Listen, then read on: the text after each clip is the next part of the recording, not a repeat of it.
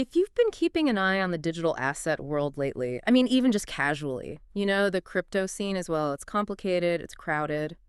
And honestly, a lot of projects seem built for people with deep pockets or serious tech skills, or maybe just a big appetite for risk. The hurdles can feel pretty high. Oh, absolutely. They really are. You see the standard playbook, right? The ICOs, initial coin offerings, the dependence on really energy-hungry mining, like proof of work, and then pushing hard on speculative trading almost immediately. That's defined so much of the market. Yeah, it creates this sort of a capital-heavy environment and naturally limits who can even get involved. You need money or you need serious tech jobs. Exactly. But today, we're diving into something else, a project that claims it's deliberately breaking those rules. We're talking about Pi Network. Pi Network, okay. And our sources, they're positioning this as more than just another coin. They're calling it a non-conformist cryptocurrency. That's a pretty bold claim. It is. And it seems to be about challenging those patterns, the established structures we've kind of gotten used to. It's a countercultural idea, almost. So not just tweaking the system, but actively going against the grain. That seems to be the core idea. And it's not just us saying it. We're seeing this reflected in community discussions like Twitter users. I think one was at My Hit Hard Crypto. They frame Pi's non-conformist status as coming directly from rejecting those typical finance-first launch strategies. The mission, according to our sources, is fundamentally about redefining who gets access to crypto. Okay, so for you listening, our mission in this deep dive is pretty clear. We need to figure out why Pi gets tagged as nonconformist. What's behind that label? We'll dig into the tech that let it grow so huge, apparently tens of millions of users, and crucially, we need to assess if the coin, P-Coin, actually has any real-world use within its community. Is it just points, or is it money? And we'll try to do all that without making your head spin with too much jargon. Okay, let's unpack this. Right, so the starting point has to be that philosophical break. You look at most big cryptos, Bitcoin, early Ethereum, they followed a fairly predictable path, financially speaking, raise capital, often through an ICO or similar, encourage that early speculation to build hype and liquidity, and usually rely on some pretty resource-heavy way to distribute the coins, like mining. They often start feeling like financial products from day one. Yeah, it's that venture capital model almost. High risk, potentially high reward. It works for raising funds, no doubt, but it definitely tends to favor the early birds, the big investors, the institutions. It's kind of like Wall Street's model just got pasted onto crypto, which can end up reinforcing the same old wealth divides. And Pi Network, according to everything we're seeing, actively said no thanks to that path. The sources describe their way as an organic, community-driven approach. That's their definition of nonconformity right there. It's not just about changing a line of code. It's about changing the fundamental priorities, mass adoption and user contribution over speculation. That is a big shift in thinking. But, talk is cheap. You can say you're inclusive, but does the actual system back that up? Does it make it accessible, efficient?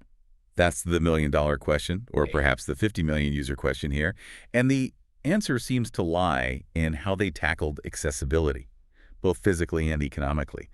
The big move was getting rid of the need for, powerful computers or specialized mining rigs, or needing a deep understanding of blockchain tech. That stuff excludes, 99% of people? Right. The sources are very clear. Users can mine P-Coin directly from their smartphones. That single decision basically dropped the barrier to entry down to almost zero. If you have a basic smartphone, you can potentially participate in creating this currency. Okay, so mining isn't about who has the fastest computer or the cheapest electricity anymore. It becomes, almost a social activity, something anyone with a phone can do. Right. But hang on. If all it takes is tapping a button on your phone once a day, how does that create real ownership? The sources talk about P-Coin being a symbol of active community involvement. They even use this really interesting term, spolovlastnikvi, co-ownership. How does button pushing equal co-ownership? Yeah, that's a fair question, because ownership here means something different. It's not ownership bought with money or earned through massive computation.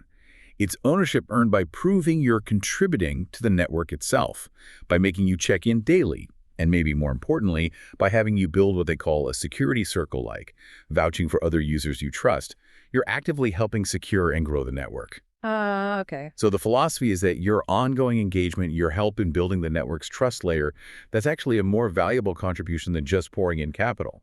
Spolovlastnikvi, that co-ownership idea, it's the shared understanding that everyone, rich or poor, has a stake in the network's future just by participating consistently. That really does reframe things. The value isn't just financial, it's social, socioeconomic. I think that's a good way to put it. And judging by the numbers, that philosophy has struck a massive chord. This isn't some small niche experiment. The sources are highlighting consistently more than 50 million registered users. 50 million. 50 million. I mean, think about that. That's bigger than the population of Spain or South Korea. It makes Pi one of the fastest growing crypto projects out there, period. Which really suggests there was huge pent-up demand for a way into crypto that didn't involve big money or complex tech. Wow. Okay, 50 million people tapping a button daily. That scale is staggering. But it must also create some absolutely enormous challenges, right? Especially if you're trying to avoid being too centralized.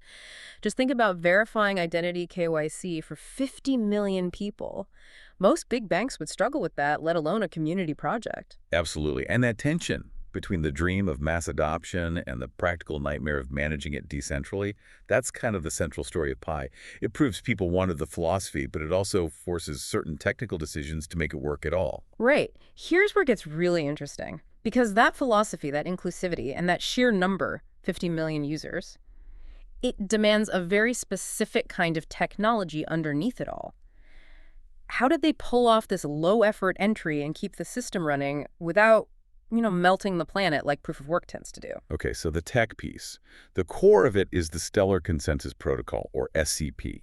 That's the engine that really sets it apart from Bitcoin or the older versions of Ethereum. Stellar Consensus Protocol. Okay, let's pause there, because if that's the key technical difference, we need to get what it actually is. How's SCP different from proof of work? Right, so proof of work, PoW, it's like a massive global lottery. Everyone's computer races to solve a super hard math puzzle. It uses incredible amounts of energy because the first one to solve it wins the right to add the next block of transactions. It's secure because attacking it is just prohibitively expensive. A computational arms race. Exactly. SCP works on a totally different principle. It doesn't rely on burning energy. It relies on trust between nodes. It uses something called quorum slices. Quorum slices. Can you break that down like an analogy maybe? Sure. Think of PoW like trying to get agreement from everyone on Earth by having them all shout at once. It's loud, slow, and takes tons of energy. SCP is more like asking a small group of your trusted friends or neighbors, your quorum slice, if they agree on something. If enough of your trusted slices agree, then consensus is reached for the whole network. It's way faster, way more efficient. And crucially, it uses minimal energy consumption, just like the sources say. That efficiency is why you can run it on a basic smartphone without killing your battery. Okay, that makes sense. So choosing SCP wasn't just a technical choice. It was an explicit statement against the PoW model's costs, both economic and environmental, which maybe isn't that surprising given where the project started. Not really surprising at all, no. The whole thing was kicked off by Stanford University doctoral students back in 2019. And their stated goal was pretty clear. Use smart computer science to make crypto adoption widespread by making it super simple and cheap to participate. It feels like a very deliberate attempt to democratize something that had become very resource-intensive. Let's just run through that participation mechanic one more time, because it sounds almost too simple, which is where some skepticism comes in. What exactly is a user doing? It's engineered for simplicity, definitely. You download the app, you open the application and pressing a button once a day. Yeah. That one tab kicks off a 24-hour mining session. Your phone doesn't need to stay on or even connected after that initial tap. The energy use is tiny because you're not doing heavy calculations. You're just signaling, hey, I'm still here, I'm still active in the network. Right. It's about proving commitment and helping the network grow, not burning CPU cycles. And speaking of growth, the sources mention users can boost their mining rate by bringing others in. Referrals. Yep, that's the viral growth engine right there. That's how they got to 50 million. The sources mention a specific incentive. If you sign up using someone's referral code, you get a 25% bump in your base mining speed. So everyone's incentivized to invite people. It turns the users into marketers, basically. But it also helps build out those security circles we mentioned, the trust network, because you tend to invite people you know. Okay, the incentive structure is clever, built right in. But, as we touched on, this massive, easy-to-join community must attract, well, problems.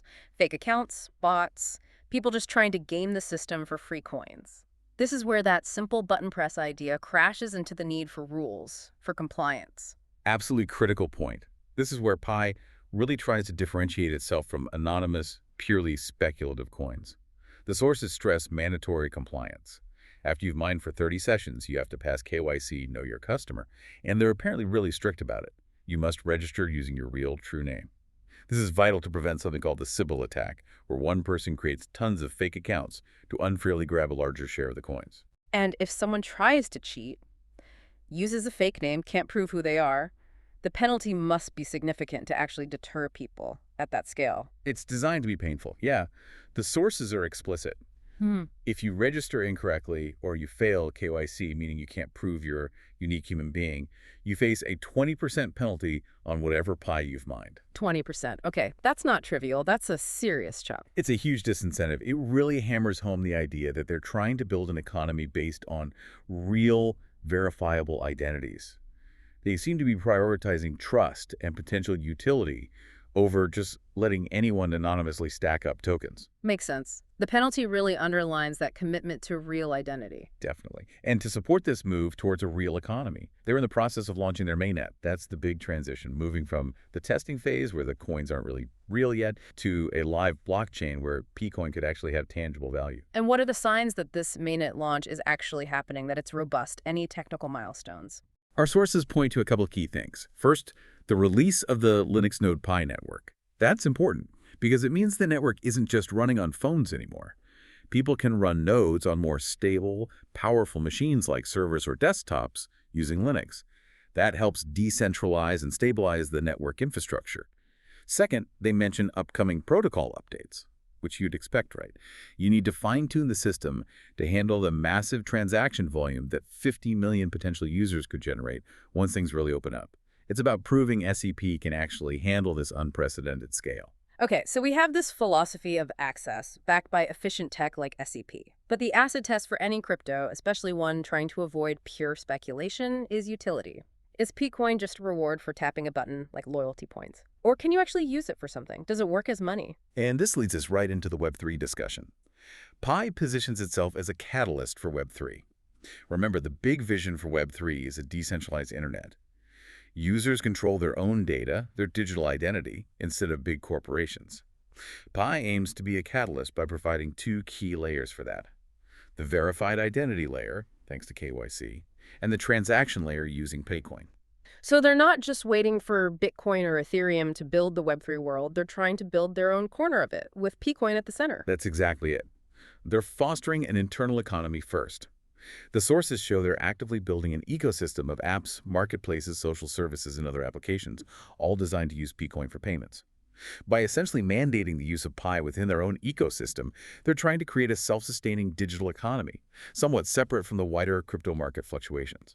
That's the crucial proof point then. If people are genuinely using Pcoin to buy and sell real stuff, to pay for actual services within that ecosystem, then it does have real utility. It stops being just a speculative bet and becomes a functional component, like the sources say, of this new digital economy they're building. Precisely. And the prime example of this seems to be the PiBazar.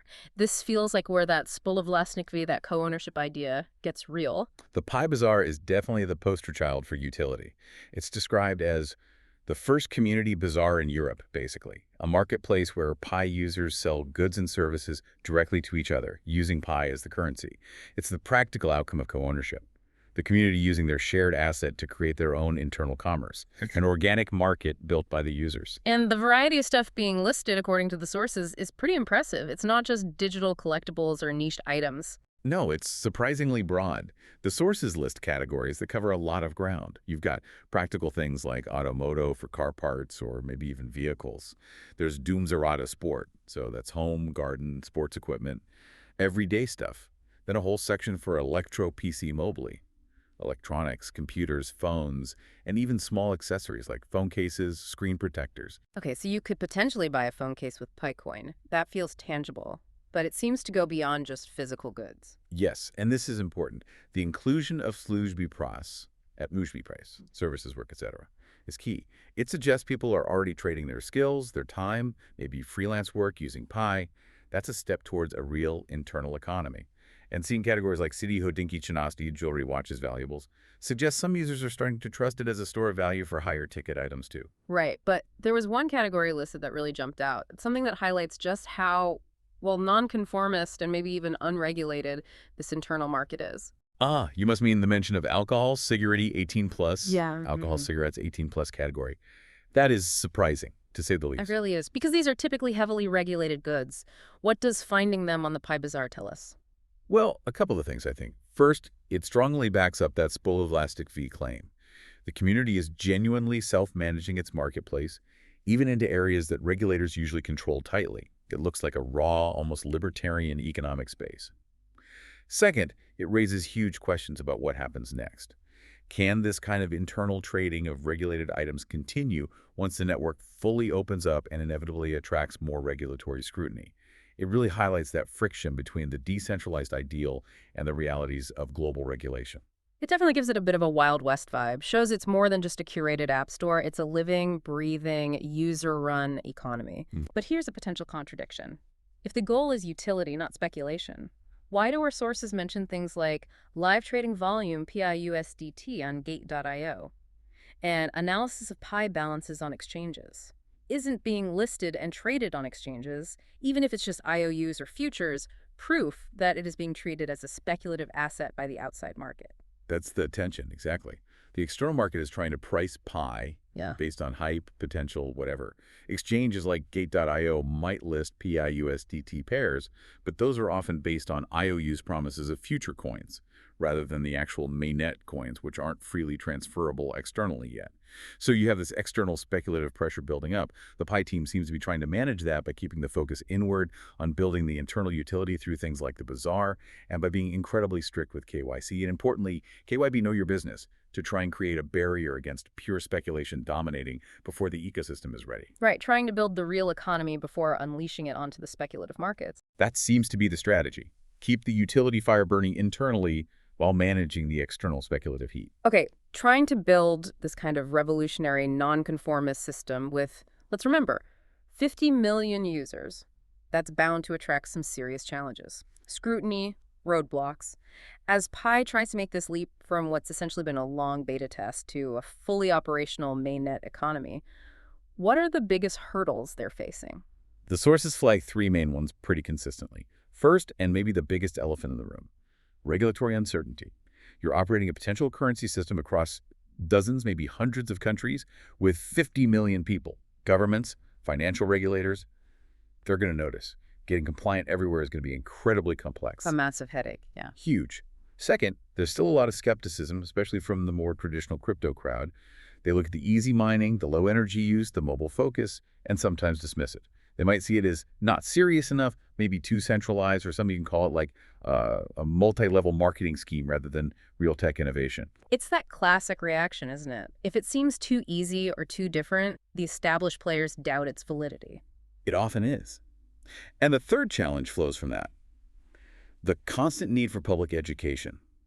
Pi Network has to keep explaining why their model, this identity-focused, low-energy, non-conformist approach, is actually secure, why it can scale, and why it has value. They need to counter that skepticism, especially from people heavily invested in the old proof-of-work way of thinking. So how are they fighting back? Against the regulatory storm clouds and the deep skepticism, they can't just rely on the sheer number of users to make their case, can they? They seem to be tackling it with, well, transparency and action. The sources mention the core team using a transparent approach and active communication, trying to be open about development and challenges. Maybe more importantly, they're expanding collaborations, working with outside developers, finding global partners to build out that ecosystem we talked about. This signals they're serious, that they have a long-term commitment to this Web3 vision, not just trying to make a quick buck. And that long-term view seems to be getting noticed, even in surprising places like venture capital. Our sources mentioned that. That's a really interesting point. Seeing names like Ulu Ventures pop up in relation to Pi is significant. Why? Because Pi famously didn't do a big ICO or traditional funding round.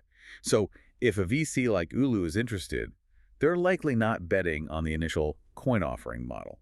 They might be betting on the network effect itself, on the value of having 50 million verified users.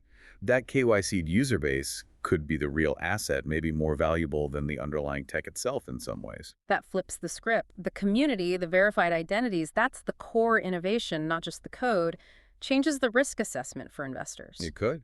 And it loops right back to their focus on identity verification, not just for users, KYC, but also for businesses joining the ecosystem.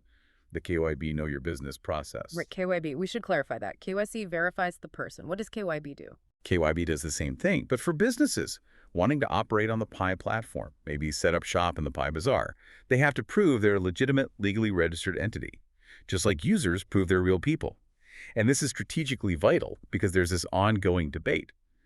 Will rigorously verifying businesses through KYB actually help limit speculation when the mainnet fully opens and tokens become more transferable? Ah, I see. So the idea is if both the individuals, KYC, and the businesses, KYB, using the platform are verified, real entities, it makes it much harder for anonymous actors, whales, to just flood in, manipulate the price, and dump tokens like you see in some purely speculative launches. That seems to be the hope. It reinforces that drive towards real commerce, real utility over just financial games.